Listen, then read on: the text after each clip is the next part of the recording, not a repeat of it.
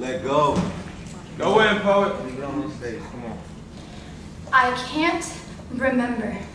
My mind lacks a memory-retaining membrane. Reminders of due dates and deadlines escape the narrow barrier of my skull. I can't remember to do anything right. Losing my thoughts somewhere over the rainbow, I always knew there was something wrong with me. Undiagnosed ADHD mocking me for years in the form of a swimmer's lost goggles and a student's unfinished test. I can't remember to do anything right.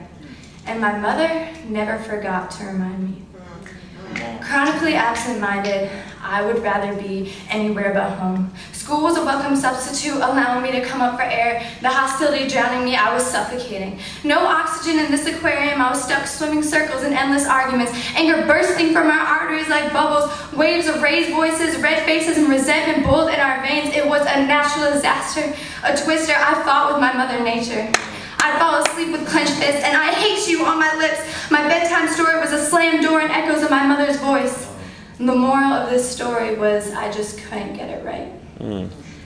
I never remembered to stay in one spot. While wandering off, I remember reading a Hallmark card describing what a mother was. Loving, patient, understanding. My jaw had never been so tight, grinding like tectonic plates. My blood pressure rose under my skin like magma. Molten anger boiled in my veins. Hot tears erupted from disdain and seared my cheeks, leaving an invisible line of newly formed rock. It was my armor, made out of metal malevolence, my defense mechanism. I was a screw-up, and she was my mother.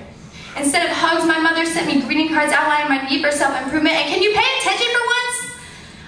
I translated her words of advice for criticism, each word etched a new item on the growing list of things I learned to hate about myself. I talked too much, I was too forgetful, and I always managed to lose everything. But rather than hear my mother's words reinforce my thoughts like echoes of my own voice, I would rather be anywhere but home. Chronically absent-minded, I forgot the night I could barely take it, 8 years old. Convinced I was worth nothing, searching for a way out, I'd rather be dead than be home. I popped pills like candy, 12 aspirin, wishing to God this would last forever. I was sick of being caged in a trap, gasping for air. I needed to breathe. Chronically absent-minded, I would repress my depression, wake up, pretend nothing happened, clear my internal history. I'm fine. I forgot. I was chronically absent from family dinners, avoided vacations, and refused to spend my birthday with the woman who gave birth to me. Always impulsive, I didn't think how my insults were as destructive as atomic bombs. Second, I dropped it, mushroom clouds of hurt, spewed radioactive tears, and like Hiroshima, I had no idea the damage I had done. Not only now, but these words caused a cancer that spread to my heart and ate my empathy. I was selfish. Go in, poet. She touched my heart, and the cancer spread to her vascular system, and I watched as I killed parts of her. I was awful. I wasn't thinking when I blamed my eating disorder on my mother, convinced this was her fault, hate growing in me with every verbal assault. But I forgot to see it from her perspective. She only wanted me to be my best.